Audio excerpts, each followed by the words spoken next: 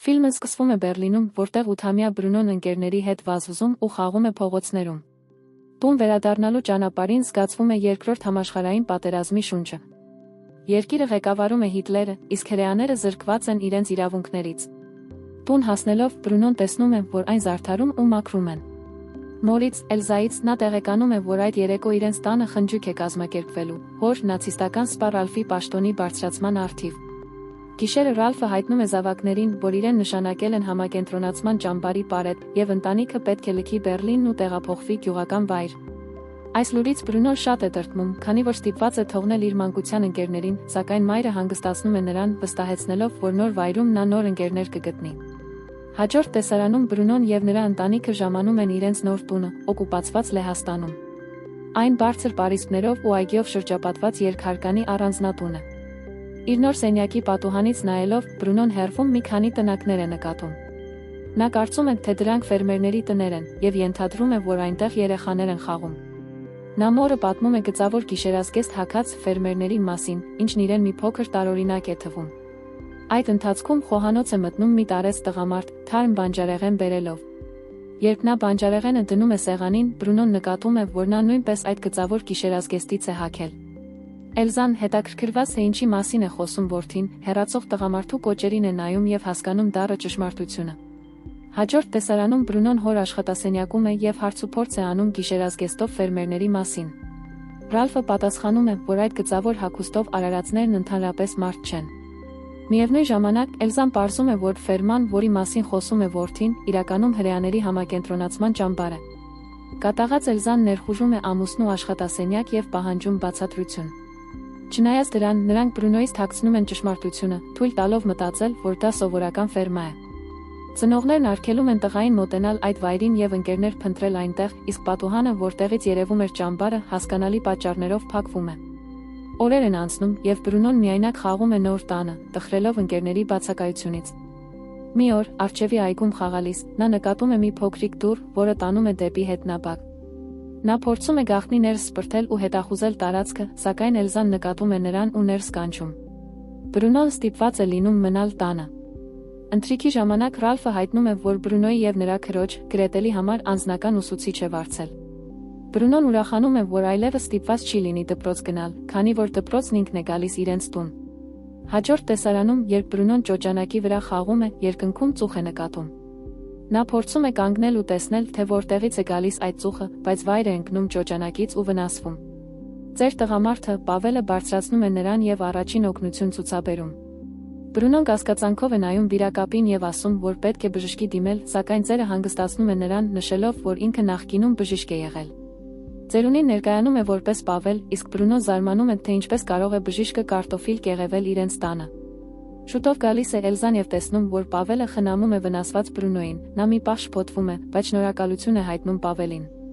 Հաջորդ տեսարանում Բրունոն քրոջ սենյակի պատուհանից նկատում է հեծանիվով մի տարեց մարդու, ում համարում է իրենց նոր ուսուցիչը։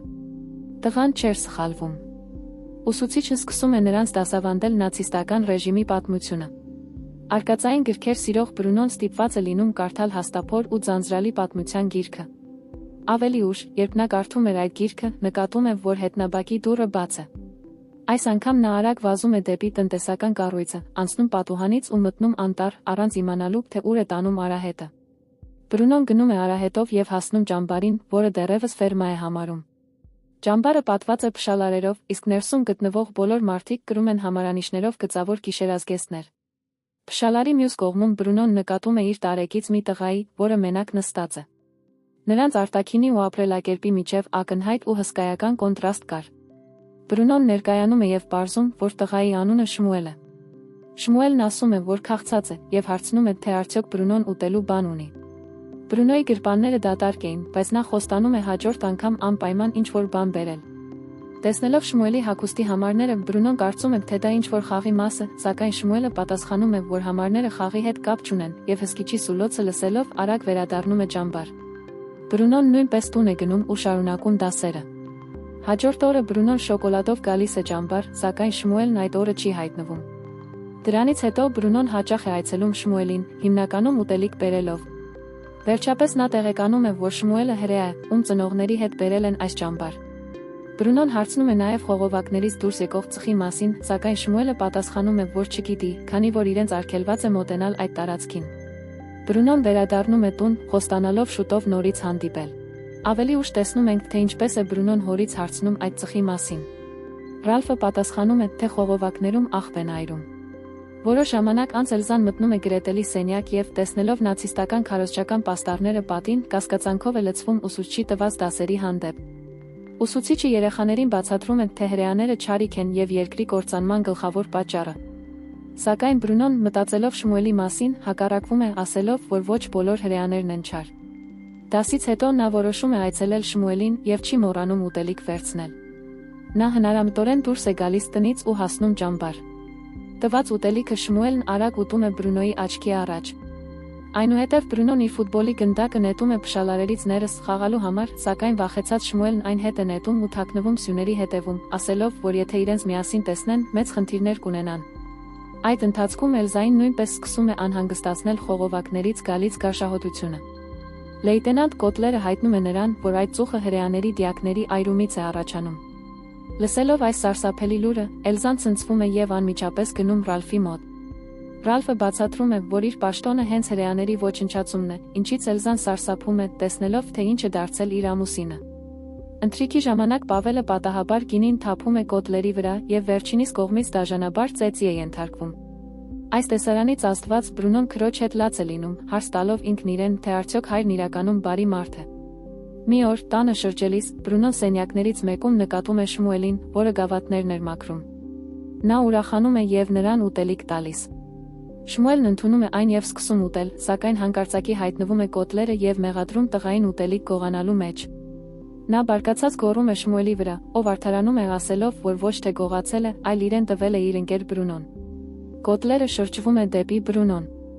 Վախեցած Բրունոն ստում է, ասելով, թե չի ճանաչում Շմուելին և առաջին անգամ է տեսնում նրան։ Լսելով սա, Կոտլերը Շմուելին համարում է գող և հրամայում աշխատանքից հետո ներկայանալ իրեն։ Իր սենյակում Բրունոն մեղավորության զգացումից տանջվում է, որ վտանգի է ենթարկել ընկերոջը։ Նա անմիջապես վազում է ճամբար, սակայն Շմուելին այնտեղ չի գտնում։ Հուսահատված տուն վերադառնալով, նա տեսնում է ժամանած զինվորականների։ Ռալֆը ողջունում է նրանց, և բոլորով գնում են դիտելու համակենտրոնացման ճամբարի կյանքի մասին վավերագրական ֆիլմը։ Բրունոն գաղտնի հետևում է ֆիլմին և տեսնում, որ այնտեղ երեխաները խաղում են, իսկ ընտանիքները վայելում իրենց ժամանակը։ Իրականում դա կեղծ ֆիլմ էր, ստեղծված նացիստների վայրագությունները աշխարհից թաքցնելու համար։ Բրունոն, որ դեռ շատ փոքր էր այդ ամենը հասկանալու համար, ֆիլմից հետո գրկում է հորը, կարծելով, թե նա բարի մարդ է։ Այնուհետև Բրունոն գնում է ճամբար Շմուելին հանդիպելու։ Տեսնելով ընկերոջը, նա նկատում է, որ Կոտլերի պատժի հետևանքով Շմուելի աչքը վնասված է։ Բրունոն ներողություն է խնդրում իր արարքի համար և հաշտվում ընկերոջ հետ, իսկ Շմուելը ներում է նրան ու սեղմում ձեռքը։ Մյուս կողմից, Էլզան հոգեպես կործանված է ամուսնու դաժանությունից և վախենում է երեխաների ապագայի համար։ Այս ամենը տեսնելով, Ռալֆը որոշում է երեխաներին հետ ուղարկել Բեռլին։ Նա հայտնում է Բրունոյին, որ մի քանի օրից մոր հետ մեկնելու են, ինչից տղան տխրում է և անմիջապես վազում Շմուելի մոտ, հրաժեշտ տալու։ Շմուելը չի արձագանքում, քանի որ ինքն էլ ընկճված էր նախորդ օրվանից հոր անհետացման պատճառով։ Իր անցյալի սխալը քավելու համար Բրունոն որոշում է մինչև մեկնելն օգնել Շմուելին, գտնելու հորը։ Նա նկատում է, որ փայտով կարելի է փոս փորել փշալարերի տակով անցնելու համար և խնդրում է Շմուելին հաջորդ օրն իր համար նույնպիսի գծավոր հագուստ բերել։ Հաջորդ օրը Բրունոն պատրաստում է վերջին սենդվիչը և պատրաստվում գնալ։ Նա ստում է մորը, թե վերջին անգամ գնում է ճոճանակով խաղալու։ Մայրը թույլ է տալիս, մտածելով, որ շուտով որդին կփրկվի այս չարագուշակ վայրից։ Բրունոն վերցնում է բահը և վազում Շմուելի մոտ, ով արդեն բերել էր գծավոր հագուստը։ Բրունոն հագնում է այն, նրանք փորում են փշալարերի տակը, և Բրունոն սողալով ներս է մտնում։ Տղաները վազում են ճամբար, հորը փնտրելու։ Այդ ընթացքում Էլզան նկատում է, որ Բրունոն ճոճանակի մոտ չէ, և սկսում է փնտրել նրան տանը, բայց ապարդյուն։ Նկատելով հետնաբակի բաց դուռը, նա վազում է այնտեղ և հասկանում, որ որդին անցել է տնտեսական կառույցի պատուհանից, քանի որ պատուհանի տակ ընկած էր սենդվիչը։ Անմիջապես հայտարարվում է հետախուզում, և շների ու զինվորների օգնությամբ նրանք անտառով ուղղվում են դեպի ճամբար։ Այդ ժամանակ Բրունոն ու Շմուելը մտնում են բարակներից մեկը, որոնումներն սկսելու համար։ Հանկարծ հայտնվում են զինվորները և հրամայում բոլորին դուրս գալ։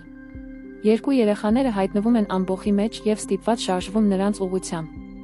Քանի որ Բրունոն նույն գծավոր հագուստով էր, ոչ ոք չէր կարող կռահել, որ նա հրեա չէ։ Կալանավորներին տանում են հանդերձարան եւ հրամայում հանվել, լոգանք ընդունելու համար։ Այդ ընթացքում Ռալֆը փշալարերի մոտ գտնում է Բրունոյի հագուստը եւ սարսափով հասկանում, որ որդին ճամբարի ներսում է։ Նա ներխուժում է ճամբար եւ հրամայում փնտրել որդուն։ Էլզան, գրկելով որդու հագուստը, հուսահատ կանչում է նրա անունն ու լաց լինում։ Բրունոյին ու Շմուելին տանում են գազի խցիկ, առանց հասկանալու, թե ինչ է կատարվում, մինչև նացիստ զինվորը վերևից լցնում է թունավոր գազը։ Մինչ մյուս հրեաները խուճապի են մատնվում, Բրունոն եւ Շմուելը պինդ սեղմում են միմյանց ձեռքերը, քանի որ չէին հասկանում, թե ինչ է սպասվում իրենց։ Բարակներում Բրունոյին չգտնելով, Ռալֆը հասկանում է, որ զանգվածային ոչնչացում է ընթանում եւ հուսահատ գոռում է որդու անունը։ Փշալարերի մոտ Էլզան ու Գրետելը լսում են Ռալֆի ճիչերը։ Էլզան ծնկի է գալիս ու հեծկլտում հուսահատությունից։ Գազի խցիկում ամեն ինչ լռում է, ազդարարելով, որ բոլոր բանտարկյալները, այդ թվում նաև Բրունոն ու Շմուելը, մահացել են։